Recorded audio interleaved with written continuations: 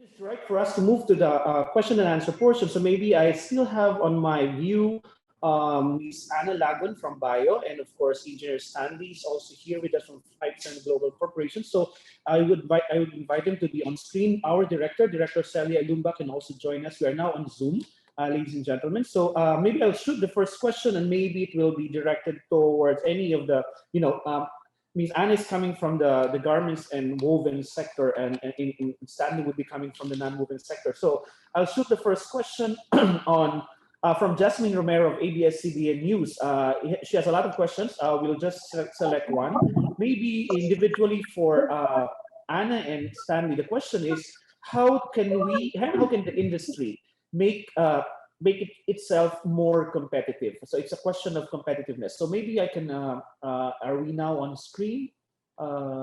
Tech guys, then I could shoot the question to Ms. Anna Lagan, please. How can we make the textile and garment industry from the bio perspective more competitive? Hi, Julius. Sorry, I just got out to drink some water. Can you repeat the question? No, it's a question about the competitiveness. I think you have basically covered it, but maybe some more will be a more condensed way of putting it. How can we actually make the garment and textile industry more competitive? Maybe I can share with you the actual experiences that we've done to remain afloat, right? Because right now the business landscape is really shaky. You don't know how to plan forward because the market is not as ready. So what we do is we just try to innovate and adapt to what the market is asking for. Right now, we see the need for protective wear still, but not only for health workers, but also for people who are ready to go out of their homes and try to feel the normalcy of the not normal times, right? Because we can't really help but, be as normal as we can. Otherwise, it's adding so much strain and stress to our lives. So as a garment company, our strength is through manufacturing. So as I've mentioned earlier, I've shared with you our sustainable journey. We are really innovating and applying all of our learnings and experiences. And we are also continuing to research on what else can we do to actually help the customers of, not only bio, but we also have companies who are reaching out to us because, they found out that bio is not only doing for retail, but we are also doing for companies. Like we have banks, we have people who are having a lot of employees exposed, and they cannot just close, so they have to support their employees with protective wear, and bio is here to make sure that quality is made available to them. And we've also reached out to companies to develop fabrics for us. I've reached out to PTRI for development of textile. I've also reached out to 5 Cents. We are getting some of our fabrics from them. And it's really a priority for us. We look for local manufacturers. So if there are any local manufacturers out there, you just let me know. It's so hard to find you guys. So it's a big challenge for us, but we are really very conscious about our footprints. Being a member of UNGC is not an easy task, but we welcome the challenge, and we're always excited to move forward with sustainability as our core value. Thank you. Thank you very much for that. I think it's already going on circle, and it's a convergence already. Stanley's here. Bio is working with Stanley. We are working with Stanley. We're working with Bio. So I think the confluence of things is already there. So we'd like to welcome again Stanley and Dr. Director Ilumba are already here on Zoom. I'll give the question to Engineer Stanley for that on the same trend, maybe for the non-woven side. How can you think, knowing already the world market or the world prospects, what's already existing there and what is not, how do you think could we make Philippine non-wovens competitive? Yep. I think, Sir Julius, the main reason that we're not as competitive is that our main raw material is still imported. And one thing that we're looking into is to make sure that everything is end-to-end locally manufactured. So if we'll be able to have and develop our own non-woven material to be able to support also the actual production, which we're currently working also with PTRI, that would be able to really help us to become much more competitive. One more thing that also making it much more competitive is our partnership also with manufacturers. Example would be Miss Anna from Bio. If we'll be able, since we have a seamless connection already when it comes to the whole business supply chain, we don't have any problems on how where to find our demand is and also where to find our supply. And if we're able to do that one and develop our own technology together with doing the technology together with PTRI, and the one that I shared a while ago on how to make our non-woven more medical grade, if we'll be able to do that one and develop it internally with our local capabilities, it will make it much more competitive. With this capability, we don't even need to look at importing our own materials because we do have the capability here. It's more of really having that innovation, having that fit for purpose innovation that's used will be used here in the Philippines. Then at the same time, easily have a seamless connection with our manufacturer, which is with Miss Anna and the manufacturers, and do that conversion straight to be able to help us with our whole industry. Yeah, thank you very much for that. So I think we have here practitioners from media. I saw Annabelle from DCEZ and others who might be able or who might have questions. We are now opening the floor for some very limited questions because we also have very limited time to accommodate. I hope Yusek Fita and her team are still here, and maybe PFC would still be able to answer some of their questions. So do we have any questions from the Zoom participants? Just please raise your hand to be If I acknowledged. can, You will be unmuted. yeah, Julius, can I add Oh, yes, something to ma'am. what Sure. both Director Stanley and Lumba, Anna please. had Yes. said? Yeah, I think it also brings forward our thesis. Our thesis really is when you speak of textiles empowering lives in you, it really goes back to that whole thing. It's creating that ecosystem, perhaps not on the regional, localized. It even is necessary on a national, definitely necessary on a national scale. I mentioned this because it was prompted by a question of one businessman who was really wondering whether there is something to be had with promoting textiles. I think it's a question that has to be turned on its head. It's not a question of what it is that we have. It's a question of what it is that we do not have to be able to accommodate, to make full use of what is needed by our own community, local, regional. We don't have them. So therefore, we should really be working to have them. And it is as a basic of one of the three basics for human living or for human life, coupled with food and shelter, clothing is necessary. So here, with the medical application, with the protective application, it is even more important or necessary for us to really work on how we can go backward into that supply chain. So the other thesis across that TELA, the Textiles Empowering Lives and New Proposition, is really to go up. We have to go back, meaning to go up the value chain. We must really go backwards into our supply chain. Well, thank you very much for that, Director Ilumba. So do we have questions from the Zoom participants? Otherwise, I can shoot the second question.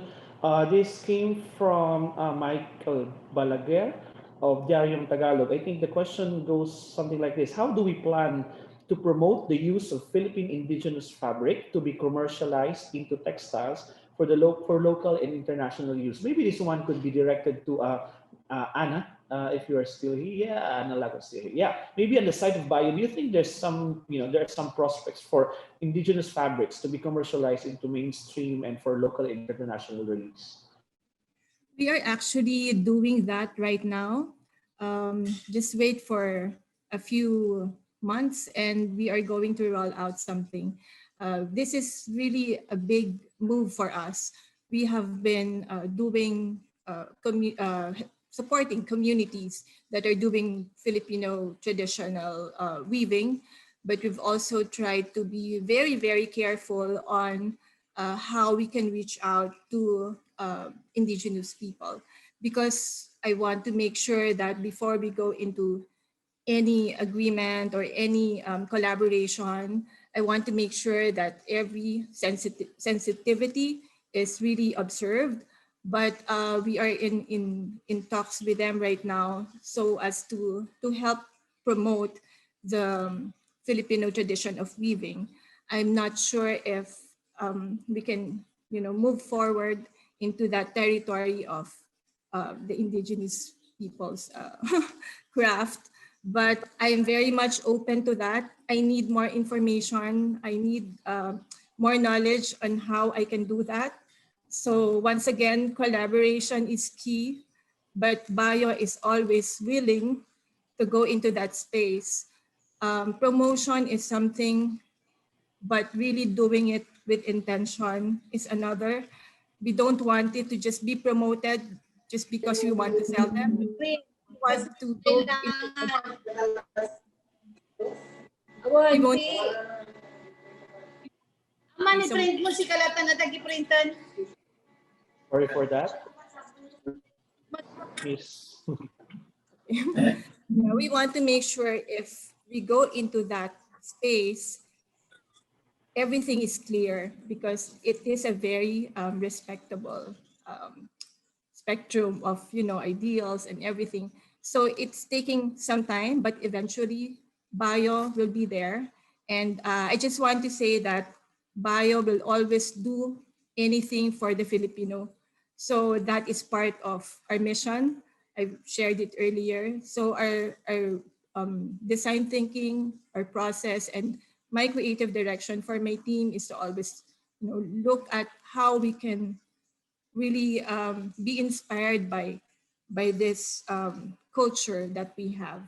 So it's not really just for marketing. Marketing is another story. This is really more on promoting it from the heart, Yeah, thank you very much for that. So maybe I can just maybe pick on that part because of the experience of our manufacturers, for example, in this and what the director terms as the now normal, the new normal.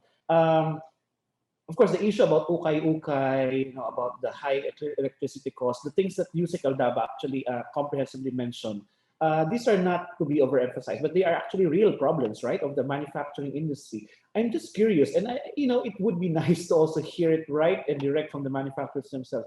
How does a Philippine manufacturer manage, despite the issues about labor costs, electricity, sometimes issues about the legal framework, even investment climate? How does a company similar to Bio manage to survive, or at least manage to operate under these very challenging circumstances?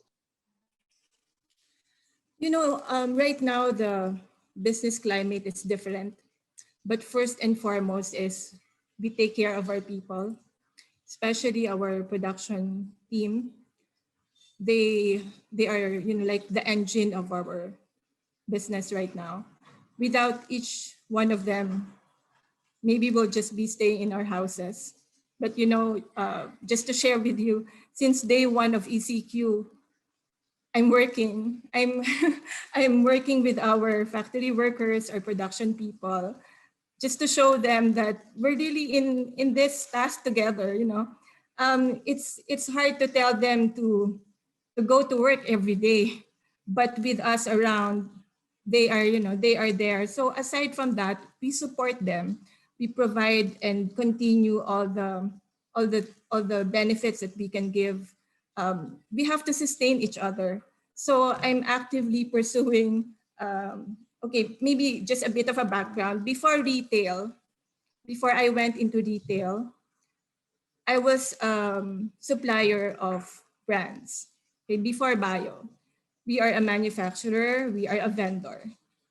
So with this, we really we have this relationship with our employees that this is a big part of the company that supports the brands. So all our revenue within the manufacturing, even if it's a different company, supports the retail, because retail now is suffering. So without the manufacturing side, maybe we will be, one of those people considering lowering down our branches. But because of our manufacturing, we are able to survive. So we take care of our people because without them, we can't really, we cannot thrive at all. So they know that, and they know that we value them. So it's like there is a reciprocity of respect, reciprocity of, trying to just do what you can So the culture in our company is always, be kind to one another, things like that. We take care of each other. We have very simple policies in our workplace. So I think that's important. And we talk to them. We tell them that, this is our situation now. We let them understand. And so far, we didn't have any problems with them. Some of them would not be able to work because right now we cannot really have them on board yet. But they have this deep understanding that we need to make sure that the business would stay on. So some sacrifices had to be given, but our people are very helpful as well. They understand that our intentions are always to make the company stable, and with that, we also need to sustain their livelihood, their employment, but there are some give and take. So we do like number of days, for example, for some only 3 or 4 days, for some, there is a sharing of schedule. So there is an open mind for everyone to just find ways how we can help the company survive. So right now we're in that scenario, but everybody is still happy and we're still, I still go to work every day. Very Monday to good. Saturday is Yeah, work. very interesting. No, tama yun. When I mean, adversity sometimes reduce things, the overcomplications as they call it, into the very core of humanity, and that's just about taking care of each other. I think it's a very interesting that Bio shares exactly the same values as to taking care of. Of course, it's one of its most valuable resource. So yeah, and I jumped. I'll jump to Stanley because having been in the textile industry for quite a long time, in the case of Bio, for example, and here you have Five Sun Global, trying to plunge into the textile scenario, albeit in a very short engagement just yet. And having seen as a backdrop and having heard as a backdrop yung presentation ng DTI, the Musical Daba, of course.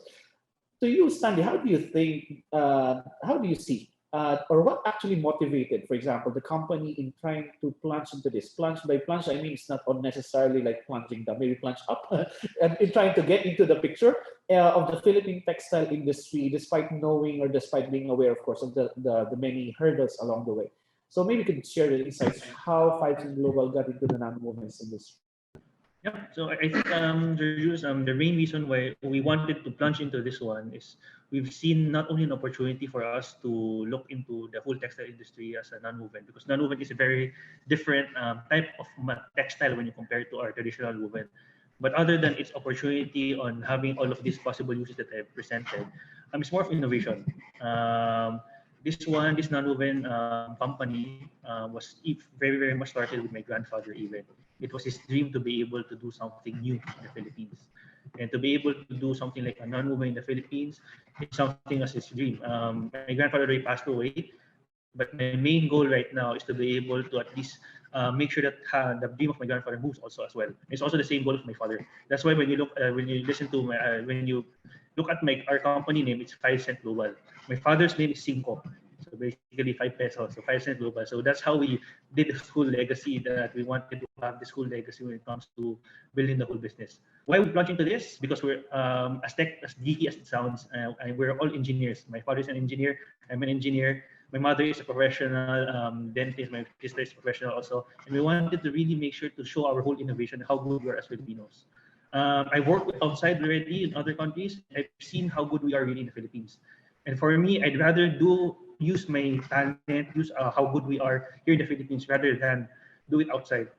And that's how we were able to look at it. And for me, even if it's very difficult, it's not an easy industry. To be honest with you, talong-talo tayo ng China. China is very, it's a problem when you look at it when it comes to competitiveness and the cost.